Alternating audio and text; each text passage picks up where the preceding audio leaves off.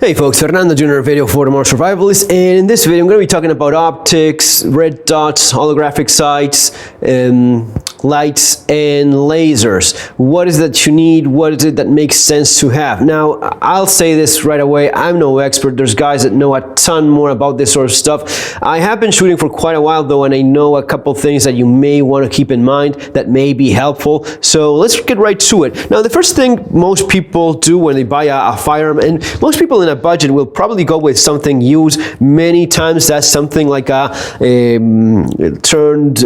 police revolver, some surplus firearm of some kind, something that was in some department or some security company, and they go with some revolver that they came across. Now, this is not the case, but still helps us to make my points. Many times you find a revolver in the second-hand market or a pistol in the second-hand market that has a blurb of nail polish paint. The idea with that is the following. Most the firearms that you're likely to come across in the second-hand market, many pistols and revolvers even today, they have black sights, black on black front and back, and that is mostly intended for like a target shooting pistol. It's really not all that great for defensive low light shooting. For low light shooting, you want something like this. And you notice how moving the gun around with the background that I have here of all, black and some sand and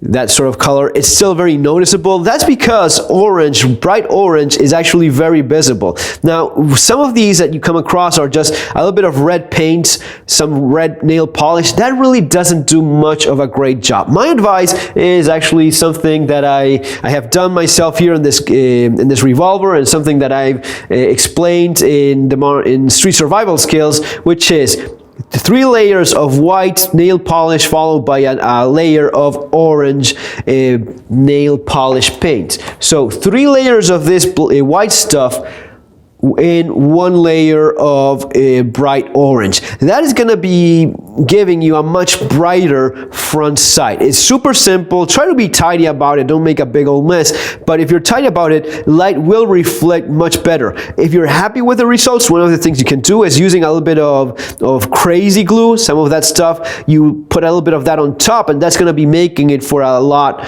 stronger. It's going to be staying in place even when you clean your gun and rub it with anything, oils and such. It's going to be protecting that paint much better. It's going to be much easier to keep it clean. So one of the reasons why orange is such a good choice. You could use yellow as well. Orange is what I like because there's been tests done. This was back in the days of the scuba diving watch. They realized that orange was very visible in like low light situations, low light environments. Orange is something that the nerve of your optical nerve just detects better in low light. That's why you often see orange or like orangish red colors being used in some of these high visibility sites.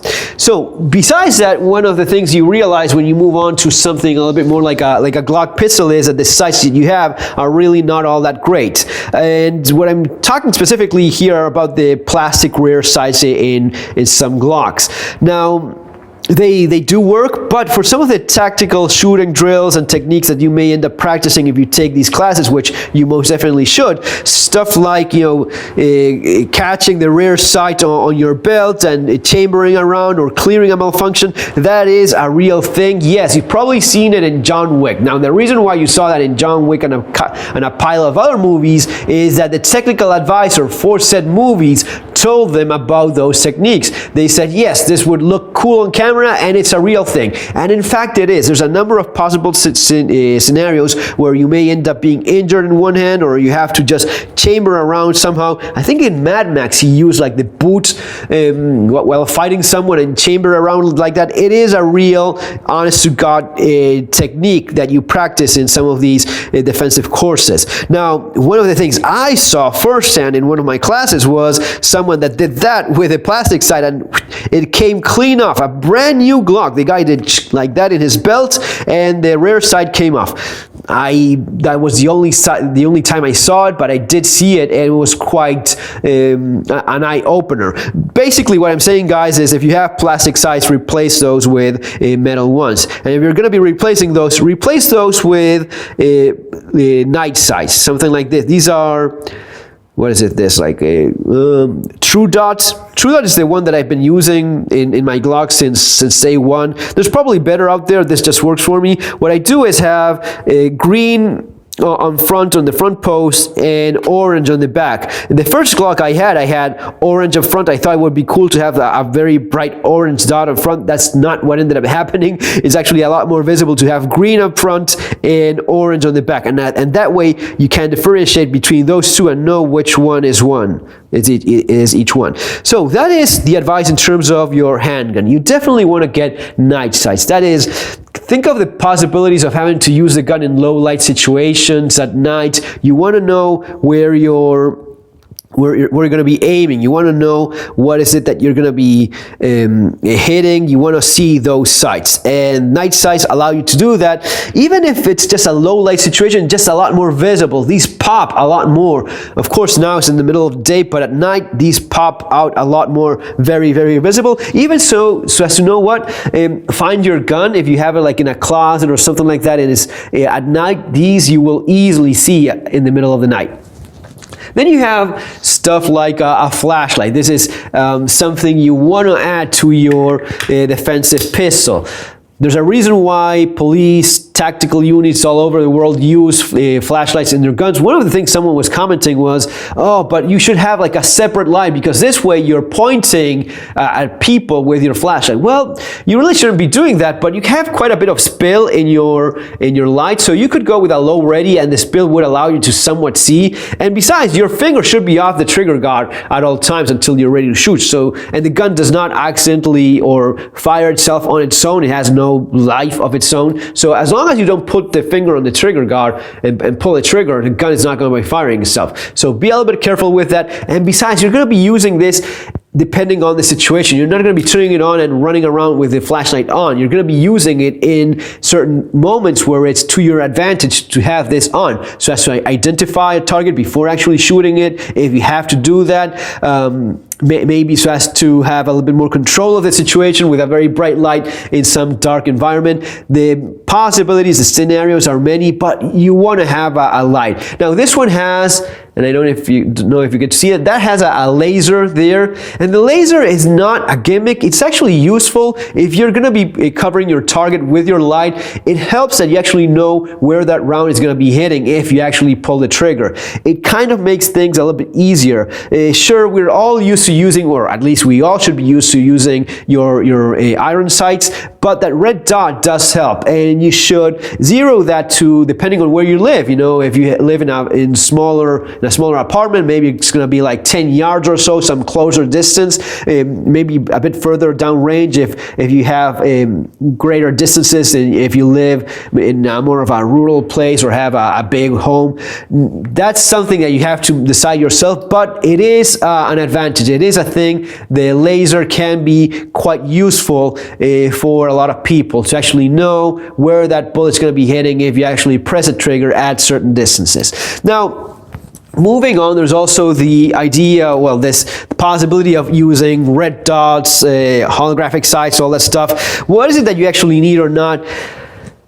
It will depend on what you want, the application, the use you have in mind for your gun. I think that a red dot is a good idea. I think that a holographic sight is also a good idea. What is it that you need? You have to decide yourself how much you're going to be spending. That's another big question. I mean, man, we all like our aim points. Those are fantastic, but it's going to be $600. That is many times more than the actual gun, depending on the gun that you have. But I'll give you an example. Here I have my Hatsan that I've shown in different videos already. Now, this is a budget gun that I put together. The gun itself cost $300. It wasn't much of a good idea to put a 600 scope or red dot on a gun that cost $300. So I went with this. This is the cheapest holographic sight that I found on on Amazon, and I'll leave the link below for you guys to check out. Now, I installed this the day I got the shotgun. I bought everything at the same time so as to make a budget auto shotgun, and it has been working quite well. No problems. As I test the gun for reliability, I was testing also the sight, and man, it is okay. I mean, no complaints whatsoever. It's quite visible. Now, if you get to see it there, as you see, yeah, you see it right there, and you have the option of using different reticles as you switch. You have a dot, circle. I usually leave it there so as to have maximum brightness, and yeah, giving that it's a shotgun makes sense, and you can even switch to your green pattern, same thing. It is okay. One of the criticisms I've seen is on Amazon is that the glass comes off. $20 site, you cannot ask for a lot more. But if you put some crazy glue, I filled this up with crazy glue on both sides several days, so as to have a big layer of glue keeping the glass in place, and so far, so good. It's not something you want to be trusting your life on. You know, if you can get something better, do so. If you can get a Holosun, that would be like a mid-range sight. And of course, if you can get a proper, something like an aim point, that would be like top of the line type of sight. I think it's absolutely worth it. I know it's not in everyone's budget, but man, these things are, bomb proof that it's a 2 MOA dot, meaning so it'll be a 2-inch dot at 100 yards, so that's what's going to be covering. It even helps you so as to estimate the range if you know what you're doing, and is aligned with the front post as well. So what is it, the advantages of having something like this? Well, of course, reliability. Aimpoint is a proven brand. It's going to be something that you can know, you can trust it. And also the efficiency of the battery. You can leave this on for like years and it's still going to be bright years later. I've heard people that had them on like in the 6 or 7 setting for like 7-8 years and beyond. So it is quite amazing how efficient these little red dots can be. Of course, you want to have a backup sight. I have a triangle front sight here. This is an adjustable gas port from JP, and on the back I have a Magpul backup sight. Just in case I have to go with something like that. I think it makes sense. These are super reliable, but it still makes sense to have backup sights in your gun. That would be like a nice little setup for your AR, M4 type of carbine. Then I have something like this, which would make more sense for like a longer range shooting gun. In my FAL, I have a Trijicon ACOG. This is actually a missile launcher ACOG. It was intended, well, it's not intended, it's actually used in the NLAW missile launcher. It's the model T4A1. And this is, other than that, cool little.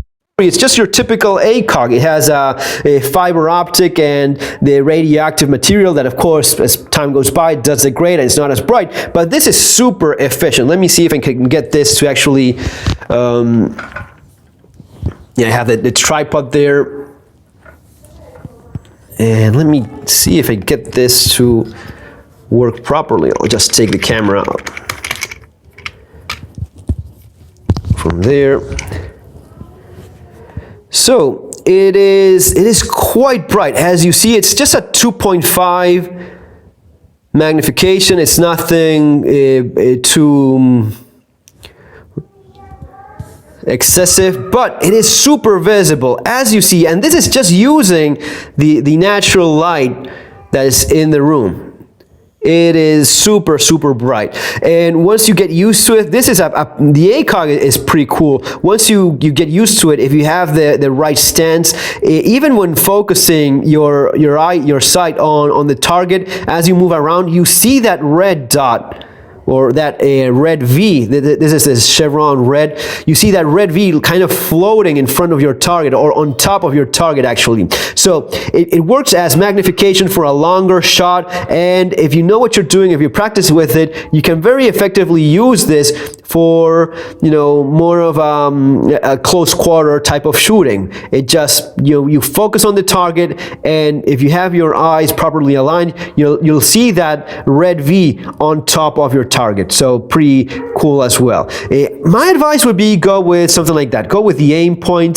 If you cannot go with the Aimpoint because of a budget, and again, I leave the links below, but something like a HoloSun is also quite good. If you can get the Aimpoint, that's top of the line. That's the red dot to get. Try to avoid getting the cheaper stuff. It's fun. I like the one that I have, and it has been reliable so far. But if it's something for a home defense weapon, something for a survival gun that you may want to trust your life to, and maybe years down the road, you want to get something a little bit better. Folks, that's all for now. Remember to subscribe to the channel. Take care. See you on the next video. Have an awesome day.